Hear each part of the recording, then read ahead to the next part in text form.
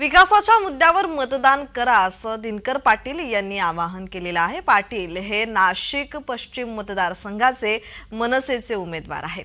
नाशिक पश्चिम मतदारसंघात गुंडगिरी वाढत आहे, त्यामुळे विकासाच्या मुद्द्यावर मतदान करण्याचं आवाहन मनसेचे उमेदवार दिनकर पाटील यांनी केलंय। तसेच कोणतीही गुन्हेगारी इथे घडणार नाही याची दखल घेईल असं म्हणत मतदारांना मतदान करण्याचं आवाहन केलंय। दिनकर पाटील हे नाशिक पश्चिम विधानसभा मतदारसंघाचे उमेदवार आहेत।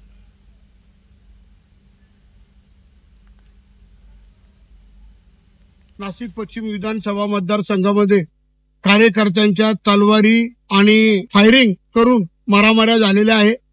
अशा परिस्थितीत जनतेने खरोखर आता विचार केला पाहिजे की आपण अशा गुंडगर्दी करणाऱ्या उमेदवारांना मतदान करणार आहात का।